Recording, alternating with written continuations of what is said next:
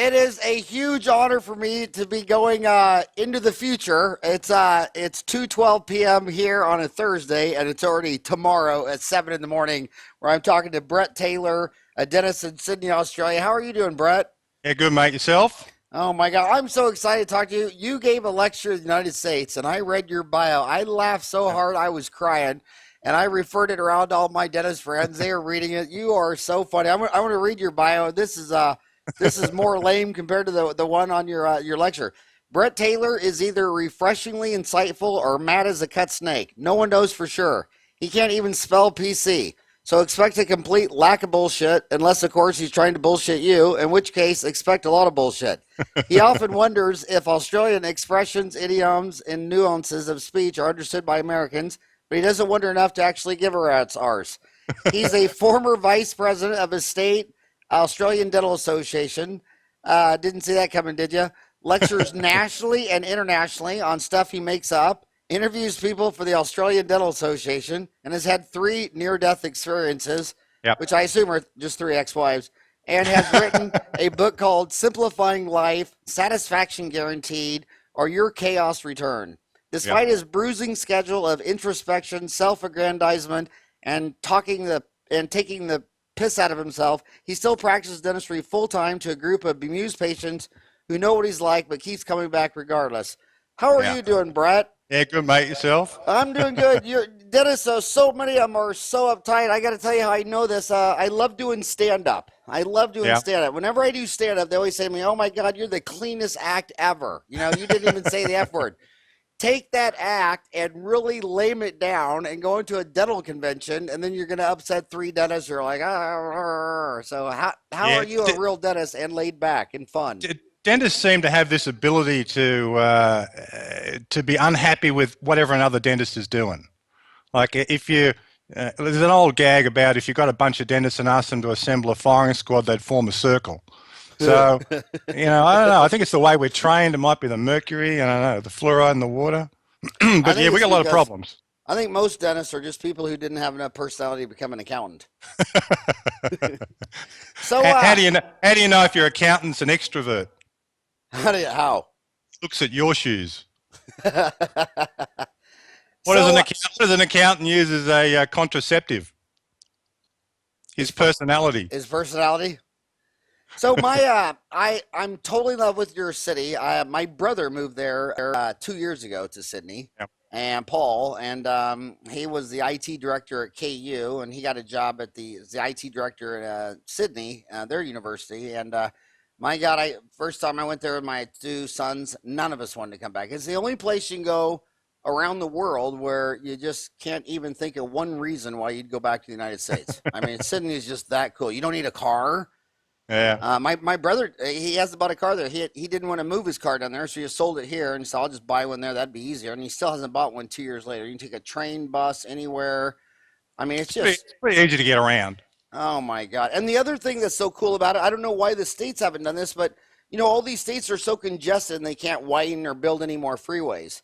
Sydney, Mm. just all of a sudden you just drop into a tunnel and it goes underneath the city Yeah. and shoots clear across town and you pop up on the other side. I mean, it's just, how many tunnels are there zigzagging under Sydney? Oh, there's a couple here and there. They don't plan far enough ahead to leave room for the road, so they burrow under things. So It's a genius deal. I remember one time I was taking a cab from where I lectured to the airport, and it was clear on the other side of town. He said, "No worry, mate." He says, we'll go under Sydney." And we're driving down the road, and the next thing you know, you're going down in a tunnel. There's no one there, and he's shooting, 80 miles an hour clear across the other side, pops up on the other side, and there's the airport. I mean, just amazing. yeah, but But we like going to the States though because your freeways are so well organised. Whereas over here, it's a mystery where the hell they're going. So you got things going for you too. Don't worry.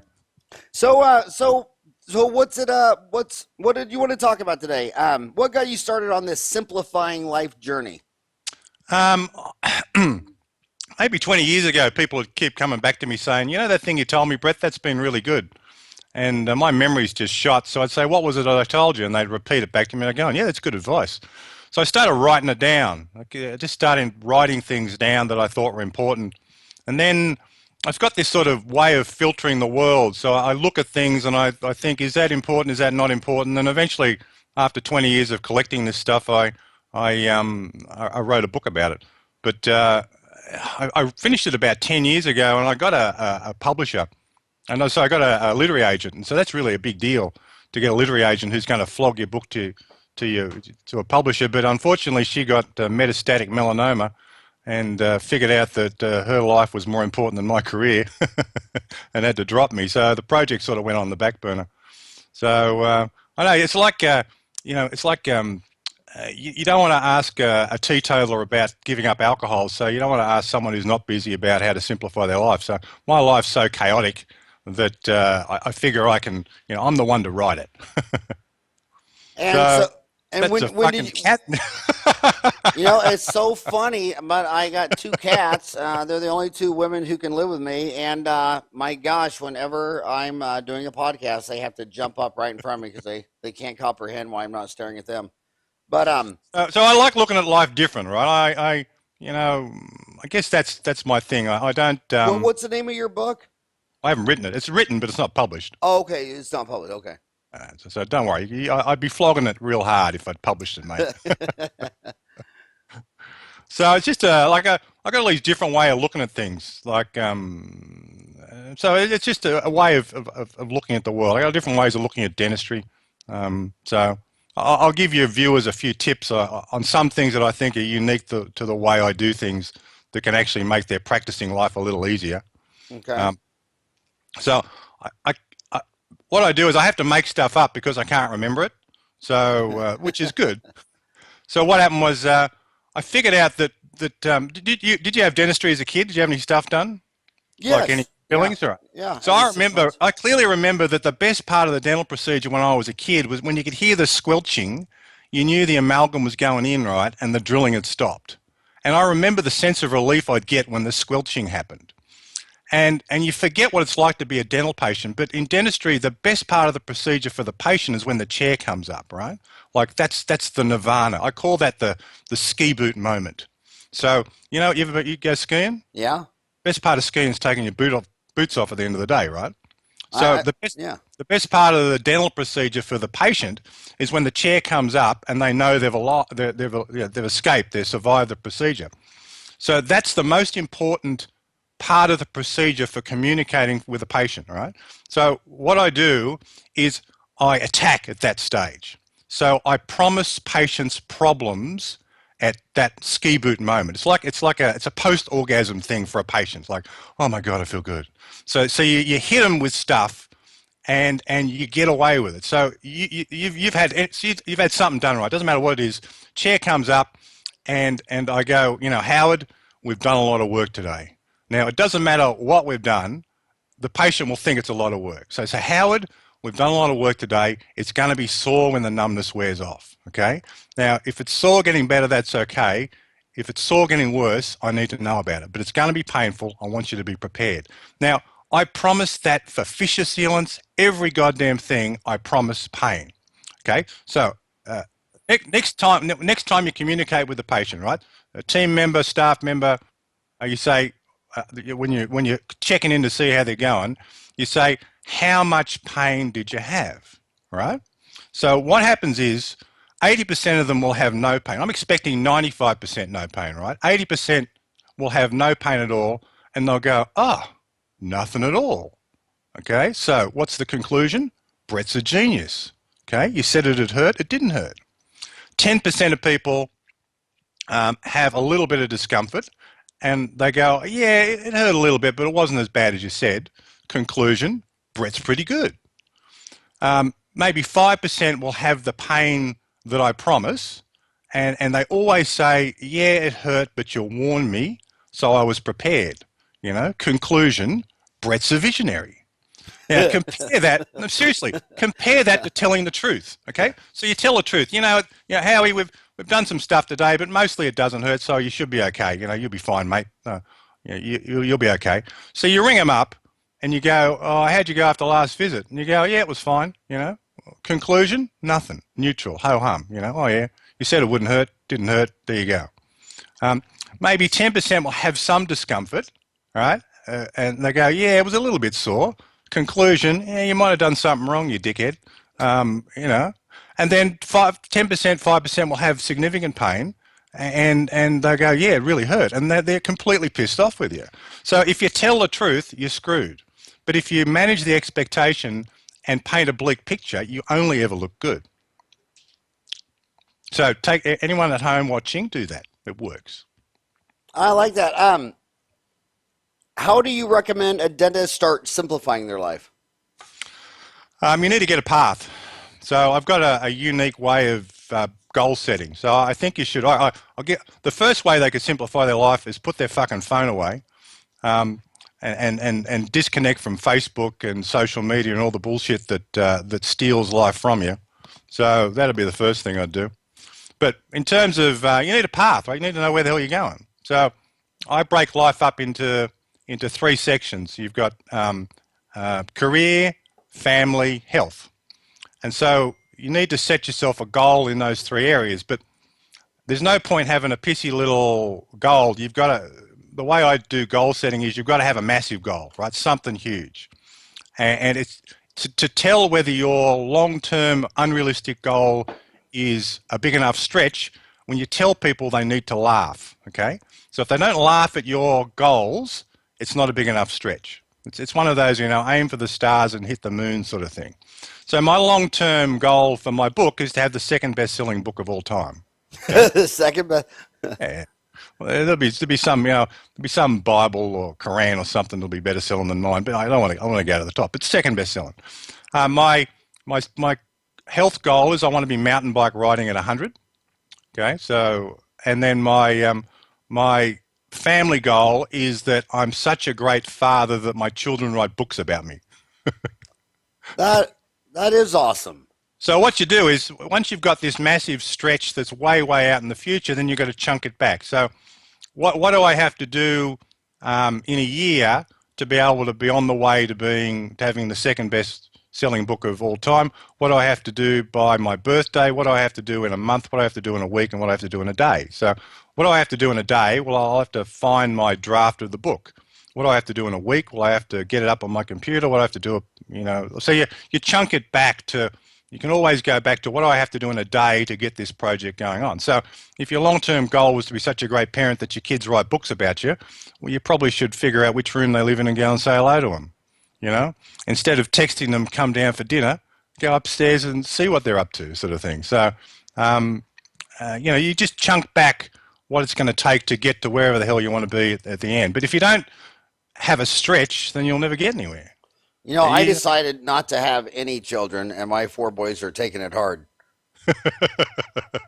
Hey, I want to get your spin on this. What's that? Sonny was Ryan's a nice kid. He is a good kid. Is he adopted? I never had, when my ex divorced me after 20 years, we had 4 kids and one of them wasn't quite right in the head. And I told her, I said, now that we're divorced, if that kid's not mine, it's okay. Just tell me. And she said, actually, that's the only kid that's yours. But, hey, I want to ask you your spin. I love your philosophical approach to everything. One of the biggest problems that dentists have is they're a sacred doctor. They're not going to sell dentistry. They don't own a business. They should just tell you the 10 Commandments, and you should just knock on the door and get it done. What do you think of dentists' attitudes towards running a dental office like a business or selling dentistry? The problem with sales is icky, right? From a healthcare professional. Right. So the reality is you are selling something, but you can't be seen to sell something. So I'll tell you where I was in Australia. They sell like life insurance, right? So I had this guy come around, and he was supposed to be selling me life insurance, and had his off-sider with him, and they're going through the whole spiel, right? And it seemed reasonable, and I ended up signing up for it. Anyway, one of the guys had a car that I was thinking about buying. And we talked about it during the small talk, and he walked back to his car, and I poked my head out the window because I wanted to see the car because I was thinking about buying it. And I saw him and his off-sider high-five each other when they got into the car. And then I realised I'd been conned. Like all this being nice to me was just a big sales thing. And it was such a icky moment that it was bad. And so it's the same with dentistry. If the patient feels like they're being sold something, or they feel like you've got a financial interest in doing something, that it feels bad. So you need a strategy where it doesn't feel like they're being sold to the patient. So you need a communication strategy that they don't feel like they're being worked over. So one of the problems is, if you made the same, pretend you get an hourly rate, okay? So say you just make the same amount of money for everything you do. You don't give a rat's ass what you do. You just go to work, produce dentistry. There's no lottery wins. The problem is the way our fee structures used to work. You do amalgams, right? You're making minimum wage, and you convince them to have a crown, and you've won the lottery. So it shouldn't be like that. So years ago, I changed all my fee structure, so I make the same amount of money, whatever the hell I'm doing. So I tripled my direct restorative fee. So I don't care what they pick. I'll make the same amount of money, whatever they do. So that sort of allows me to try and guide them towards what the best thing to do is, because I don't particularly have a vested interest in what they pick. So why do you not have a vested interest in filling in a crown? Because I can make the same hourly rate doing fillings as I can doing crowns. Oh, okay. Because you bump the fee up for the fillings. But seriously, why should you make more doing one procedure than another procedure? What's the rationale behind that? I know after I had 4 kids, I didn't want to have any more, and I went in there and I just said, just do what the insurance pays. So they did a castration, and I didn't know that I had to pay extra for a vasectomy. The thing is, we don't appreciate what the general public values our services at. Okay, like I'm doing a lecture program at the moment, and that's why I'm wearing a tie, right? I don't normally dress up for people, especially. I thought you were dressed up for me. Oh God, no! I thought you put a tie on for me, and rumor has pants, by the way. I mean, and rumor has it that your favorite prime minister was, of course, the one named after me, John Howard. Hey, Howie, yeah. He was. You just stick with these Howards. So I'm going around the course, right? So it's an implant program. Implant in Australia is about $6,000 for a front tooth, say.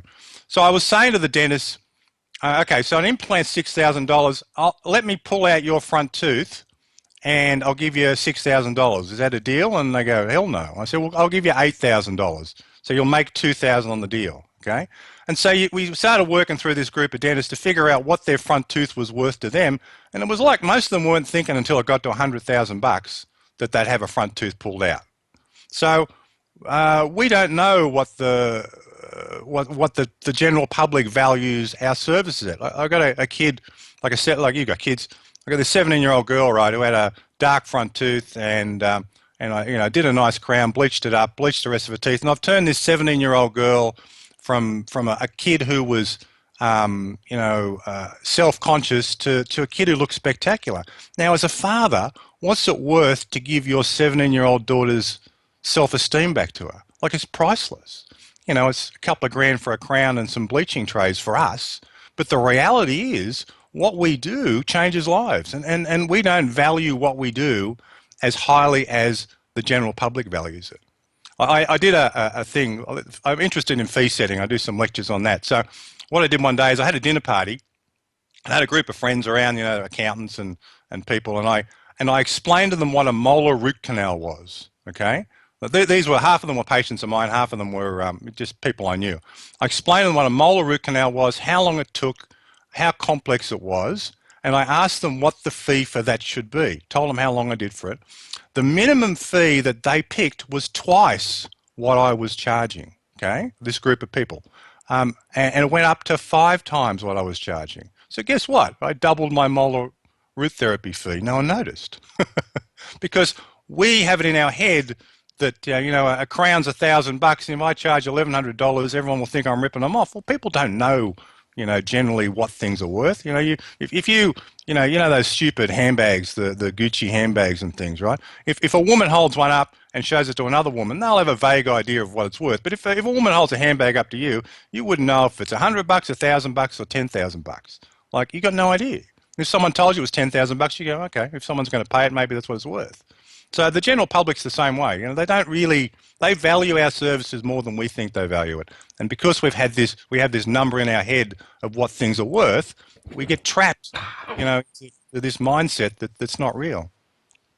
I love your amazing mind. I like the way you think. I want you to weigh on a couple of um, extremely complex things that we see in actually both of our countries, which also what we have in common is we both come from a continent that starts and ends with A. And but They're full of criminals. so you have all these old dentists in America, old meaning, 50 to 70, who are closed down Friday, Saturday, and Sunday. Their phone, just goes to an answer machine. And these kids come out of school and they don't hire them. So here comes corporate America. So when you old farts are all can't sell your practice because the kid's coming out of school, $350,000 student loans, they offer you liquidity. They'll buy your practice in cash. And then corporate will be open the evenings and weekends for the American consumer while you're closed. And you won't give any of these kids coming out of school a job. They're filling up these corporate deals with just people straight out of school. And so what do the dentists in America do? They hate corporate dentistry. It's like, okay, so they're going to buy your practice. They're going to provide jobs to the new kids out of school, and they're open on evenings and weekends to treat your patients. Complex as hell. Weigh in on it. Because you got corporate dentistry in Australia too. It's coming. I mean, dentistry's been a cottage industry since the beginning. So none of us really think in terms of running it like a business. We just sort of turn up. It's a job for a lot of people. And we've been lucky. We've had the fat years where you didn't really have to be a business person. But if you ran it like a business, you'd keep your capital working, like any capital intensive business, you reduce your cost by having your capital working over a longer period of time. So I can see why people would want to do that, like why the corporations or the people who are smarter businessmen would figure out that, they've got this labour supply that's cheaper, so I may as well use it. I can provide services at a lower cost. I can use the capital more efficiently by having it used over a longer period of time. So it's always going to happen, but it's like McDonald's and a high class restaurant. There's room in the marketplace for everybody. So yes, your Walmart or wherever the hell these corporates are putting in their things, there's a market for people to go there and get teeth pulled out and just scrape a little bit of the crap off it. Don't actually check to see if there's anything under the gums, which is what half the people want anyway. So I think if you're a dentist that wants to keep practicing the old way, as in just work Monday to Thursday, and it's a nice way to live your life, then you have to ensure that you've got a percentage of the marketplace that wants that service and wants to pay for what you're perceiving as being, a better quality handbag. And so the thing that we have going for us is fear. That's if you ever take fear away from dentistry, we're screwed. So people have a fear of dentists and they have a fear of the unknown. So they'll always go with the devil they know. So you'll get a subsection of your patients who think that you're okay, you're not the Antichrist. They'll keep going back to him because he didn't hurt me once and I trust him. So you'll always be able to hold a group of patients and have the same sort of practice that we had in the old days. But definitely the game's going to change. As labour, as business becomes smarter and labour becomes cheaper and there's an oversupply, and as you say, all these poor bastards are getting out of dental school with these massive debts, what the hell are they going to do? I mean, they've got to work somewhere. So the game's changing. The thing I see as a game changer is this dental tourism thing. You've had it for a while because people go to Mexico, I understand, and get stuff done. We've got dental tourism through Asia, so people will go to Asia and get implants done and crowns and stuff. And where are they mostly going? What countries getting it mostly? Is it Indonesia, Vietnam? It depends. The people who are immigrants from Europe might go back to Russia or somewhere like that. If you're trying to go to a closer place, you'll go to Thailand or one of those Asian countries. And so it's not like you can't do dentistry well overseas, except for England. But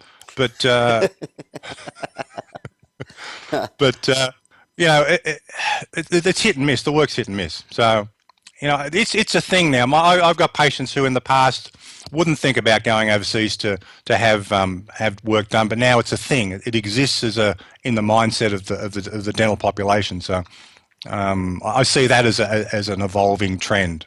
So, I mean, you lecture on business to dentists. We've got to get smarter. We've got to be smarter at how we communicate with people. We've got to be smarter with how we produce our work. Um, I don't think you have to go to the lowest common denominator in terms of cutting price. Burger King lowers their hamburger fee, and then McDonald's lowers their hamburger fee until they've got something that resembles hamburger, but it isn't hamburger. So, if you compete as a dentist on price, unless you've got a particular sensible model in place where you're focusing that lowest common denominator, you're gonna fall over.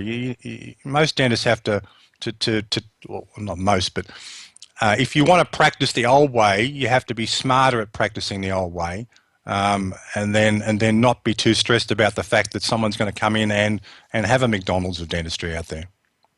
So, when 25 years ago, there really wasn't much PPO. So now 4 out of 5 American dentists take a PPO. The average PPO reduces the fee about 35 to 40%. So basically, the dentists have decided that this PPO will deliver me, I'll sign up for this PPO and it'll deliver me maybe 50 or 100 patients. So they're giving a 40% volume discount for 100 patients. So then when you go to them and say, okay, 40% of America doesn't have any form of insurance, why don't you spend 5% of collections and market and go chase that 40% where you can charge your fee? They say, hell no. But then someone says, well, I'll give you a volume discount. You sign for a PPO. You have to do everything 40% off, but I'll give you 100 patients. Why do you think dentists are why does 82% of American dentists take the PPO and not even 5% spend 5% on marketing? They're idiots, maybe? That's ridiculous. I didn't know it was that bad. Yeah. No, you can't. I mean, what's your overhead? Your overhead's, if you know these numbers. Yeah. If your overhead, yeah. So the if your overhead 70%, if your overhead 70%, and you give someone a 40% discount, oh, really? How's that going to work? And so what happens is the people who actually are paying your normal customary fee are subsidising all the rest of them. You're better off cutting out all those people who you're subsidising, and then provide a better service for the ones who you like. Focus on the ones that are actually keeping you in business, and get rid of the rest of them. It's a stupid false economy to think that you can discount like that, and those people are completely unloyal. They're coupon people. They're deal of the day types who, if they found someone who was charging 20 cents less, they'd go there. Like, really, you want to deal with these people? Dentistry is hard enough without having to cater to the people who don't want to be there or only there based on price. That's just a horrible way to live your life. You're right. You need to, you can market yourself in different ways. Acquire different skills, or just ask for work from the existing good patients. I mean, if you want to be smart, pick your best 10 patients and take them out for dinner. Get them in for a cocktail party, and just ask them for referrals. Mary, it's been great treating you. Really love having you in the practice. I don't know if at the moment we're in a bit of an expansion phase, and we'd love to have more people like you in the practice. So if you've got any friends or relatives who you think would enjoy it here, we'd love to see them. And you just ask. People are nice. There's still a mindset out there that you're full up. You're not accepting new patients. Like, every now and then, someone will ring up and say, "Are you accepting new patients?" Where the hell does this idea come from? But it happens every now and then. So there's a subset of people out there who think that you're not taking more people, because you're not telling them that you're taking more people. So no, that whole, you can't. Discounting's death. Like, I've got a great line that I use on a patient. I virtually never discount. I hate discounting. And I had a guy come in one day, and he asked me for a discount, right, while we're going through the consultation phase at the end of the appointment. And I said, John, the only person who gets a discount around here is my wife, and you don't want to have to do what she has to do to get it. I want to ask you another thing on that discount, because you're in Australia, you're in Sydney, and Melbourne is home to it's called SDI, Southern Dental Industries, which is one of the major manufacturers globally of amalgam. So they sign up for a PPO, which reduces their fee 40%, A barrel of bonding agent is over Yeah. $1,200,000. I've done the numbers. It's unbelievable. And what would an SDI carpule of amalgam be before to put it in the triturer? What do you think it'd be in US dollars? I haven't put an amalgam in for 20 years. I But don't know. what do you think it'd be? Couple bucks? Uh, well, $10 maybe? Would it cost $10 a carpule? I got no idea. Yeah. Why? When you look at the research, these amalgams are lasting 20 to 40 years. When you look at these inert plastic composites with no antibacterial effects, it's plastic. There's no silver, zinc, copper, tin, mercury to kill bugs. They're lasting about 6.5 or 7. Why do you think dentists just cannot place an amalgam when they've already decided I'm going to give you 40% off the fee and I can do an occlusal amalgam in literally a few minutes, but I'm going to have to put on a rubber dam and get out $1 million a barrel bonding agent, Clearfill SC, and lights and light cures and rubber dams and polishing disc, and I'm going to go dump 30, 40, $50 into this tooth because I've already given you a 40% volume discount. Oh, and by the way, it's only going to last 1/4 as long. What weigh in on what I just said? Well, why should you be, you're not going to, if you're in McDonald's, right, and someone's paying $1 for a hamburger, you're not going to break out the truffles and garnish it, right? If someone's paying rock bottom barrel prices, I wouldn't offer, higher value services. Like if I was trapped in that model, I'd probably think about doing amalgams again. But it's not like they don't work. If you're in practice for any length of time, I got plenty of amalgams in my practice that I did 30 years ago that are sitting there happily, and they're just cooking away, about to turn into a crown for me one day when they break in two. So I'm very happy with them. You're planting trees to harvest in the future. So you're right. I wouldn't get trapped into that situation. Like I wouldn't be in a situation. I'd rather pick a different career than. But if you are, I appreciate people who are trapped in those circumstances for whatever. Yeah, I could see that it.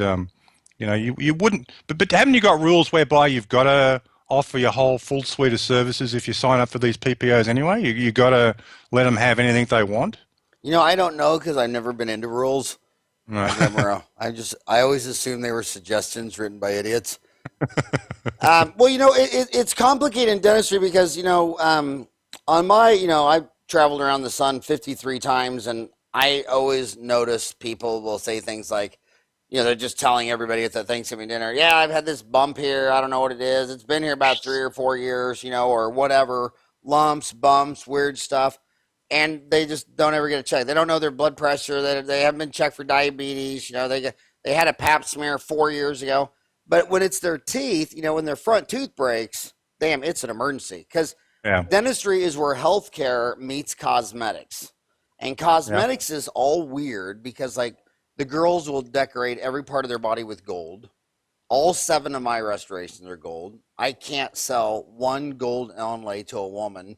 I can't sell an amalgam. But for boys, molars, when I was little kids, I just say, okay, I'm going to give you, I just gave you a shot. Do you want me to give you a shot every 6 years? Or do you only want me to give you one more shot your whole life? Because if you just want one more shot your whole life, I'll do a metal filling. But if you want to replace it, every 6 years, I'll give you a white tooth-colored one. And as I've been talking to you and you've been talking to me, I'm a dentist. I've been trying to get a glimpse of your teeth. I can't see any of your molars. I haven't seen a bicuspid during this whole interview. You know what I mean? But see, we overlay our own perceptions of what the patient wants. So, if you actually ask them what they want, you might figure it out and provide a service that the patient desires or demands. You're right. I've seen people, you go to a lecture and like I like fissure sealants in kids, right? So I like doing fissure sealants. And then you go to a lecture and you see someone who's showing fancy composites and they'll put the fissure seals in to the occlusal composite to make it look more lifelike. And all I think is, well, if that kid comes into my practice, I'm just going to seal up that composite with a fissure sealant and make it look less like a stained, crappy thing than it is now. Yeah, I can't argue that. I don't like amalgam on the basis that Like I can do a composite quickly. I like it. It works. Well, I don't think that people placing amalgams are the antichrist, and I think if there's financial pressures to do it, then sure, do it. But it's you gotta How live your how life. how is Southern Dental Industries doing? That's got to be the biggest Australian dental manufacturer, isn't it? Yeah, well, I buy their bonding agent, and they're probably doing pretty good too if it's $1 million a barrel. Yeah. Well, how are they doing? I don't know. I think they're doing all right. Yeah, I really love the owner of that guy. He when I was lecturing in Melbourne, I wanted to go by and see it. Oh my God, Australian hospitality. He come on over, took me to dinner with his wife and daughter and son and kid and everybody I met at that industry had worked there forever. I mean, it was all. I mean, it Yeah. was really a cool company. We're friendly down here. More of your viewers and listeners should come and visit. Oh, it's but the worst thing about visiting Sydney is you'll never want to come home. You can't go to Sydney and then go back to Iowa or Kansas or New Jersey. I mean, Yeah, it's it's just pretty. depressing. Mm. I mean, I live The in a rep, really cool city in America. I live in one of the cooler ones, Phoenix. I mean, no winters, beautiful, Grand yeah, Canyon, two ski mountains, and my God. And by the way, when I was down there, I climbed your tallest mountain down there, Mount yeah, Cosa. What's it called? Mount Kosciuszko. Kosciuszko. Yeah, it's what is it? It's about 6,000 feet. You're not really climbing it. You're just walking up, and there it is. But it's the tallest mountain in Australia, right? It could be the tallest one in the southern hemisphere. Oh, yeah, tallest one in Australia. Yeah, yeah, Yeah, and but I climbed it in the winter because that's when I was lecturing down there, yeah. and they told me it was closed, and they told me not to do it. But I was looking at the deal that was only 6,000 feet, and I'm like, come on, it's 6,000 feet. They're like, no, Mm. dude, it's winter. You climb that in the summer. You don't climb it in the winter. I'm like, dude, it's 6,000 feet. I mean, it's an what is that? 2 hours max. Yeah. We climbed to the top of it. The whole time the snow was almost to our waist. We had no snowshoes, Oh, cool. totally unprepared. It almost, I swear to God, it almost killed me. I mean, I'm not even making this up because since we thought it'd be a 2 hour deal, we didn't even take a bottle of water. It was winter. It was cold. I wasn't thinking about water. And oh my God, I was actually throwing snow into underneath my shirt and the jacket, trying to melt it and put it in my mouth. I mean, it was crazy, crazy insane. It's Never it's climbed that it's in the it's winter. it's a lovely walk to do in summer. Next time you come Yeah. down, do it then. Oh my God. Yeah, it would have been a hike in the summer. So do you think what are the main differences between providing dentistry in Australia and the United States or Canada or Britain or I think it's the cost pressures. You really are dominated by your insurance industry, whereas in Australia, when we have our insurance industry is different. So it's like a subsidy. So people, because we have private. All right, the difference is we have universal health care, right? So if you get hit by a car, ambulance picks you up, costs you nothing, takes you to hospital, you get fixed up for nothing, basically. Now, if I want to get a knee replaced, I can go outside that public system and go to the private system, and I can get a private doctor to do a knee replacement or whatever. And so I can queue jump the public system by having private health insurance. So what that does is lets me pick the doctor to do what I want to get done. So as an adjunct to private medical insurance, there's private dental insurance and physiotherapy and all that sort of stuff. So um, that allows you to get a subsidy on your dental treatment. So my patients get like $400 a year or $400 back on a crown, for instance. So if I do a crown for them, my fee's $1,800 for a crown. They'll get $400 back. So it's a subsidy, and they might get $400 back for 2 crowns a year. So it's not really a massive intrusion. I don't have to do what the health fund wants me to do. So my patients are privately insured. I have no relationship with the health fund except for the fact that my patients, I've got a terminal, so I can process their card. If my crowns are $1,800, they process their card.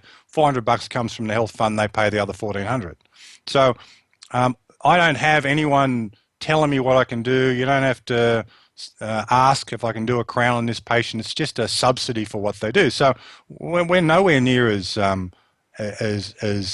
dominated by health funds as you guys are. Like I hear stories from my mates in the States about, you've got to submit approval to do something. Jesus Christ, how'd you ever let that happen? Like that's just criminal. Yeah, and wasting it is time. criminal because these X-ray companies, or I mean these dental insurance companies. I don't get it. They want to they want to prove that this tooth needs root canal, so they want you to send an X-ray, to show that it tooth needed root canal. Well, it's like if I owned the dental insurance company, I'd want an X-ray after to see if you did the root canal worthy of me paying you money. I mean, I see so Yeah, many you're right. Americans with a root canal 7 millimeters short, under fill. I mean, and some biggest name insurance companies had no problem paying $800 or $1,000 towards that piece of crap. So the insurance companies can't even parade themselves off as a consumer watchdog or out there looking out for your best interest when I don't see the only quality control that I see them exercising is whether or not you really had a tooth with a cavity. Yeah, Okay, so you weed out all the sociopaths who would just drill a hole in a tooth without a cavity. yeah. And there shouldn't be that many of them because the average dentist makes so much money. I mean, the average dentist made $174,000 a year in the United States. So when you're making $174,000, you usually don't have to sell drugs behind a dumpster to feed your children. You know what I mean? So you But don't. it certainly supplements it a bit. Yeah, it's certainly something. I want to. See, I the want. best thing about being a dentist is the autonomy. So, um, dentistry's tough. It's like you've got these people that you're in their face. They don't want you to be there, and things go wrong, and it's not an easy job. And the best part about being, and the reason you put up with the fact it's not an easy job is you've got autonomy. You're your own boss. You want to go home at lunchtime and cancel a couple of patients, sure. You're the one you answer to. You can set your hours. You can take the holidays when you want to take them, and you can do whatever you think's right. Like that, like in Australia, that's the joy of being a dentist. But the more you allow this bullshit to get into it, where you're allowing someone else to dictate how you work or how you practice, man, that takes the fun out of it. It makes it less, it makes a hard job harder. So I wouldn't be, I just don't see why you would want to do that. Why make your life more complex by buying into these things? I mean, maybe some people have to, but I don't know. It's a tough job, and anything you can do to make it easier, you should do. And I'd hate to, I'd hate for Australia to go the way you guys are going. So thank Hey, you for being an example of what not to be. hey, you open up a can of. They say when you're talking, never talk about religion, sex, politics, or violence. Yeah. But you open up a big can of words. You said you have national health insurance, and the United States is about 6 months away from a huge election. And one of the candidates, Bernie Sanders, is extremely popular, and he wants universal health care. And the other candidate wants to get rid of any form of it, known as Obamacare or whatever.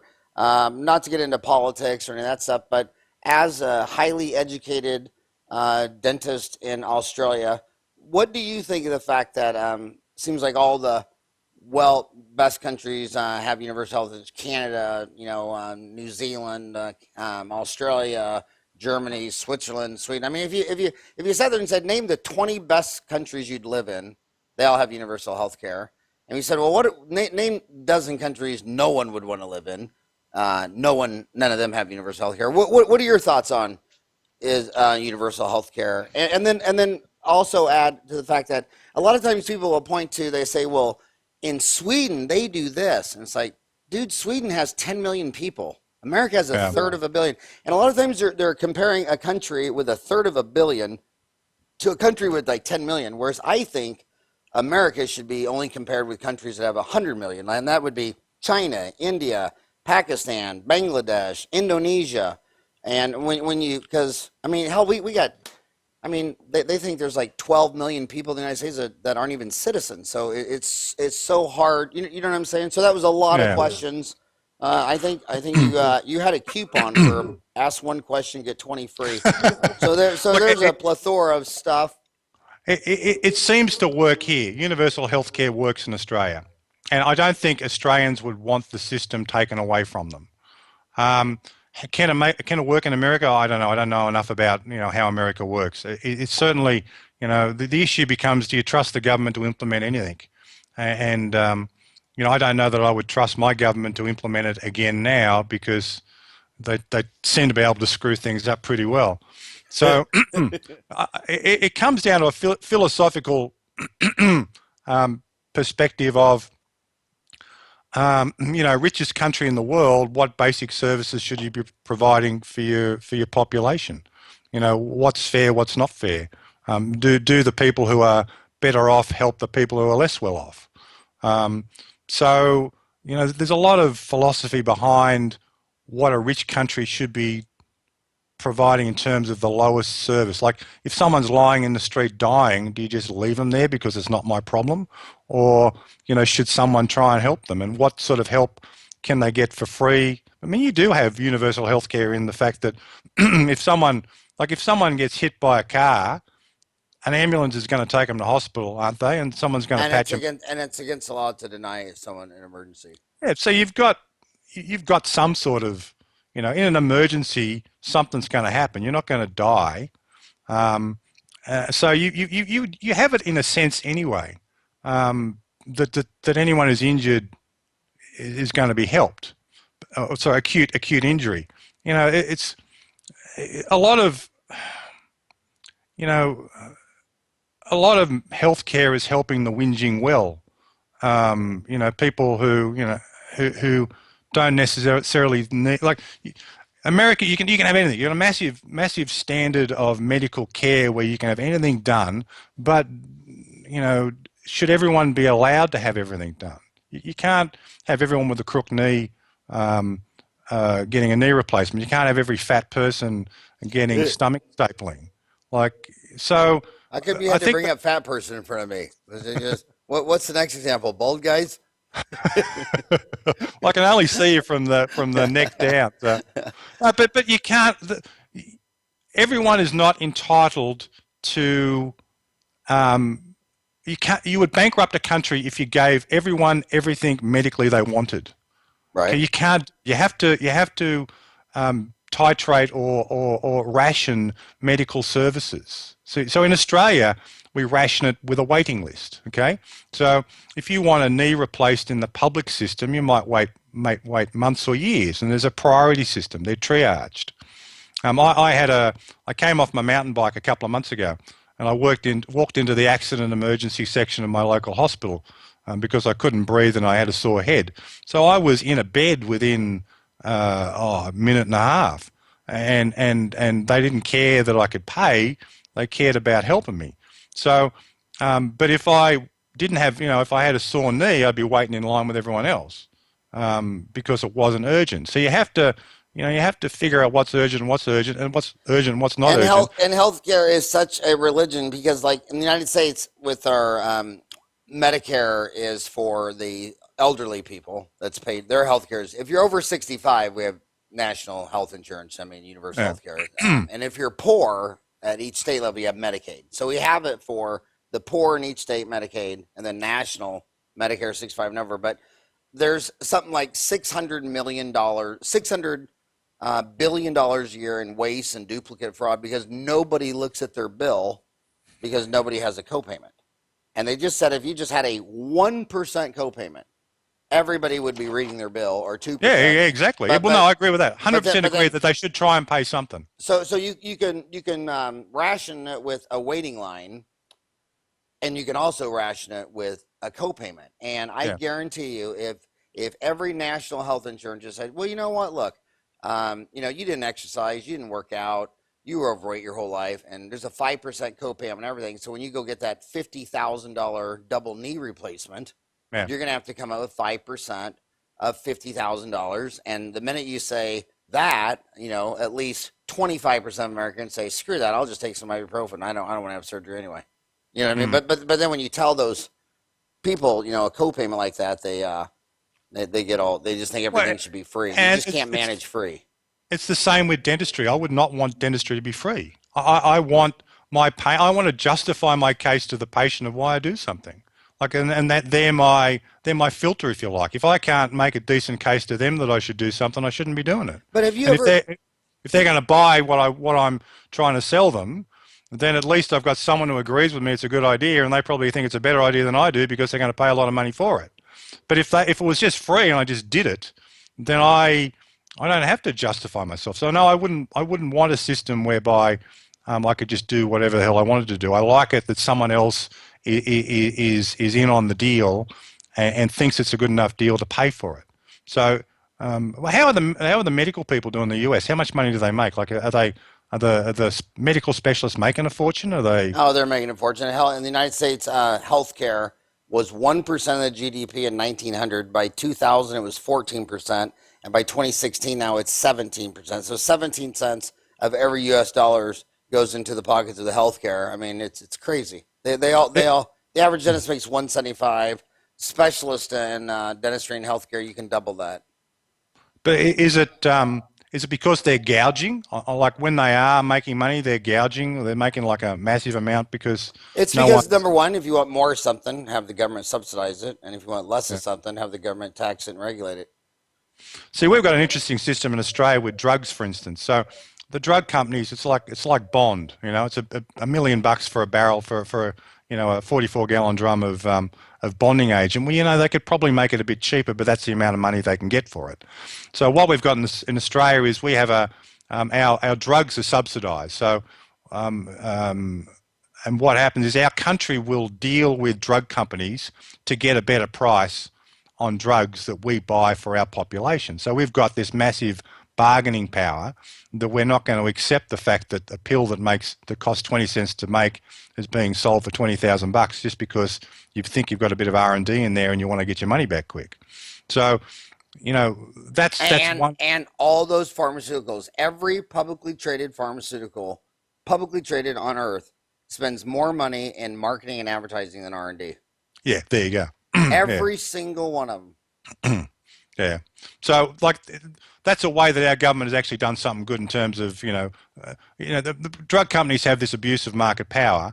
So, because you've got a whole country going up against them, you can negotiate things. You can't go down to Merck and negotiate a price on your heart tablets, but a country can. So, I see that as sort of, redressing the imbalance between the strength of corporations and the strength of the little guy. So, but no, I mean, the whole universal healthcare thing, it's a massive can of worms, and I'm glad I'm not involved with it in the US. So here's how the United States works. It's just complete, and America has nothing to do with truth, liberty, and justice the American way. It's all money's the answer. What's the question? So the drug companies raised about $6 million for George Bush's reelection campaign because they find out that countries like Walmart are buying the prescriptions in Hong Kong because the company that they'll sell the pill $20 a pill in the United States, but they'll sell it for 25 cents in China. So Walmart says, fine, we'll go buy them in China and ship them back to the United States. So George Bush bans that and then does this prescription drug benefit program, which is like $1 trillion while passing a tax cut. And because of this prescription drug plan, now the United States has 115 prescription drugs that exceeds the annual U.S. household median income, which is more than double the income of Medicare beneficiaries and more than 3 times the average Social Security benefit. America is just, it is crazy. Hey, I want to ask you this when you talk about dental insurance. Have you ever tried? Okay, so Singapore has no dental insurance in fluoridated water. Tokyo has dental insurance in fluoridated water, and they have the exact same DMFT rates, which is very interesting. But have you ever tried to explain dental insurance to any one of the 150,000 Chinese dentists? I mean, they just look at you. They're like, so your government or your employer, so you drink Pepsi, Coke, don't brush, don't floss, and your boss has to pay 80% of your root canal? I mean, the Chinese just look at you like, what the hell? That's the stupidest thing they ever heard of. And it is. Why would you have a subsidy for a completely preventable disease? Yeah, no, I 100% agree. I mean, It's ridiculous. I think I should be able to go back and sue McDonald's for obesity, for pain and suffering. I can't get in my pants. They should have to buy me a whole new wardrobe. I mean, it's just, does dental insurance even make sense? No. But and you're right. People have to take responsibility for their actions. And you're right. I don't want, people need to take responsibility for their actions. There are consequences to the things you do, and you're right. You're drinking soda pop, and there are consequences. There needs to be cause and effect. And you're right. If someone's paying for you to not use common sense to try and help yourself, Yeah, it's not helping you that someone's giving you a disincentive to do the right thing. So no, I agree. I only got you for 5 more minutes, and I have to ask you one of the most. You were a former vice president of your state Australian Dental Association, and it's hard to get two dentists to agree on anything. How was Mm, it like in the Australian Dental Association? I mean, I'll give you an example. Like the American Dental Association wanted to pass this advertising campaign on gum disease. After mm. 5 years of hearings, they couldn't get the periodontists to even agree on the wording of the commercial. Yeah, How did you survive uh, uh, dentist uh, agreeing on anything? yeah. I wanted to kill a lot of them. Yeah. Um, So you got to in that again going the best part about being a dentist is being a dictator in your own little world. So you know you can push your staff around, you push your patients around, you know you do what you like at work, and then you go home. When you have to deal in the real world where people have to agree and you know like every other poor sap that goes into an office environment, it's where you're not the dictator. You know you've got to negotiate. You've got to for me, it was picking my battles. So I'd pick a few things that I was passionate about. Most people don't read their minutes or their notes for the board meeting. So if you were smart enough, you could play the game, pick something that you wanted to get through.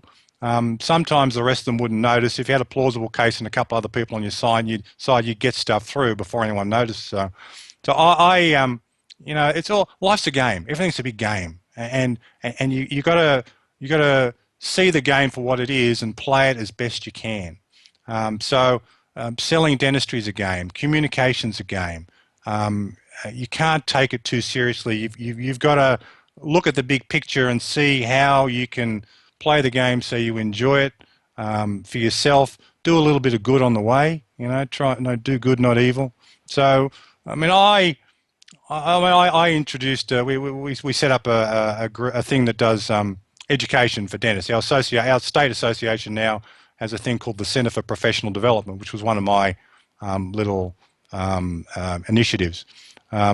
We do a thing now that goes nationally where I interview dentists for audio and video interviews that go out on a CD that every dentist gets every couple of months. So sort of stuff like this, but sort of 5-10 minute things on a particular thing. Next time you come to Australia, I'll interview you, and we'll stick it on one of these things that goes out. So Is it audio video? I mean, could we do it on Skype yeah, we could do that. or whatever? But no, I go down and see my brother every year, But yeah, next time you and come, because do so.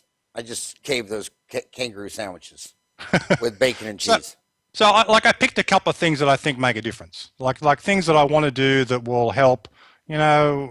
And then you're right, you get stuck into these massive shit fights about, you know, nuances of rubbish and nothing gets achieved. And that's why I gave up. Like you can only bang your head against the wall so many times. So I did it for a while. I did my bit, did a little bit of good, and then let the other people who are left, you know, argue about rubbish. So you've got to get in and do something and get out and then move on. So that's what I've done. You'll notice the largest company in America is Walmart, and they have the highest percentage of their employees that did not finish high school. And by the time you have 8, 9, 10 years of college and you're a dentist, a physician, a lawyer, it's like herding cats. In fact, Mm. what's funny is one of the American Dental Association directors was talking to me today, and they've been trying to have their annual meeting in Las Vegas for literally 20 years, but Las Vegas doesn't want them because if you have 8 years of college and you're a dentist, physician, lawyer, you're not going to go throw all your money away on the blackjack table. You know, they like people who they like people the most who didn't finish high school. They have bull riding championships, bowling deals. They don't want a bunch of damn dentists who are going to walk by every one of them tables. But dentists are. I love my homies, but with 8 years of college and their whole life, that always were getting A's. They're always told, "Brilliant, A, star, gold star. You're so smart." So they heard it. I mean, that's all you heard your whole life. So then when you're telling me something that I don't agree with, where you know I'm not used to saying, "Oh my God, you're wrong. You're wrong," and hey, do it my way. I mean, they're like herding cats. Every one of them is going their own way. Yeah, They've heard yeah. their whole life. You're just smart, Boy Scout, Eagle Scout, straight A. You know everything. And then you go to an ADA meeting, and it's like, okay, we have 9 guys and 9 different opinions. But the problem is everyone thinks they're right. Okay, so a patient comes in, and if you diagnose less than me, you're under treating. If you diagnose more than me, you're over servicing. So dentists think that you're only allowed to see the things that I see, otherwise you're doing something wrong. And we're not open-minded enough to maybe think, hey, maybe that guy's got a point. But I don't know. There's something. Maybe it is the mercury. Maybe it's. Have you heard of Elizabeth Bay? Yeah. That's where my brother lives. Oh, nice place. Nice Is part it? of the world. Yeah. Yeah. You must be doing okay. Yeah. Right. Did you go with who went last time? Just me, Greg, and Zach. You didn't go. Are you going with me next time? Yeah. Yeah. I'll go down there. But yeah, give me a speaking gig. Or something. Give me an excuse. I love going down there. I mean, Yeah. I just love it. And but I'll be down there soon, and we'll have to. Didn't Ruth Port brought you out last time, didn't she? Oh my God, Ruth Port and George Port. They brought me down. I think 3 times every 5 years they brought me down. They'd fly me from to Auckland, New Zealand, then over to Australia, and we do Melbourne, Sydney, Perth, Adelaide, Gold Coast. So it was like a 5, 6 city tour every 5 years. I think I did that 3 times with them. Yeah. And what was amazing is I'd be having lunch with dentists, and a lot of dentists hadn't even seen one of those cities. Like I was eating dinner all the time with the dentist. I've never even been to Perth, or I've never been to one of those cities. That's the difference I find between Americans and Australians. You guys are so mobile. In Australia, you grow up in Sydney, you go to dental school in Sydney, and then you practice in Sydney. But in America, it's like you go to high school and then you pick some part of the country to go to college. And it's not your own city. You want to go to college in a different city. And then you get into dental school somewhere. And so you go there. And then after you finish dental school, you get a pin and you pick a place on the map where you don't think there'll be too many dentists, and you'll go there.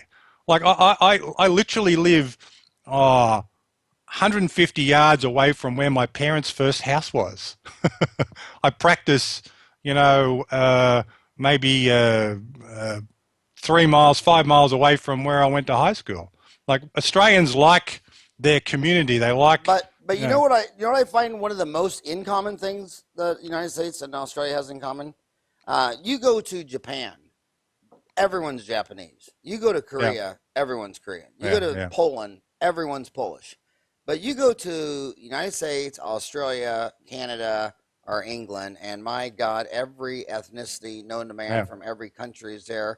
Last time I was there, I was hearing a lot of rumbling that because it seemed, I guess the Australian government had let in about 1,000 licensed about 1,000 foreign dentists from, say, South Africa, Singapore, or what have you, and they felt that the government had let too many foreign dentists in. Was that just one drunk dentist at a bar whining, or is that kind of real? No, but we've got again, you can't trust the government to do anything.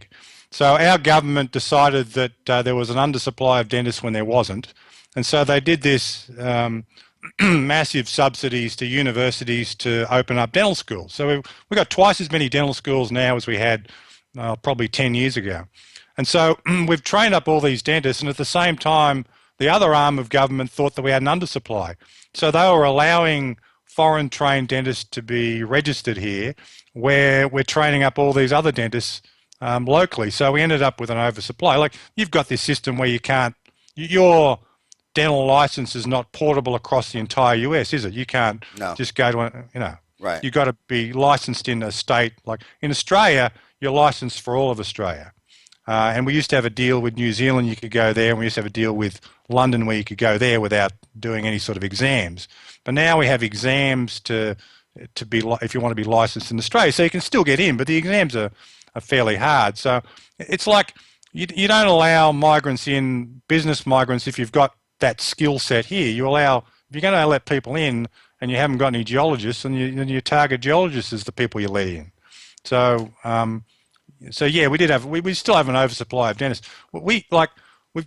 Hygienists are the thing. There used to be one hygienist to 15 dentists. That was like, when I started practicing, that's how it was. You guys have always had a bunch of hygienists. We had none.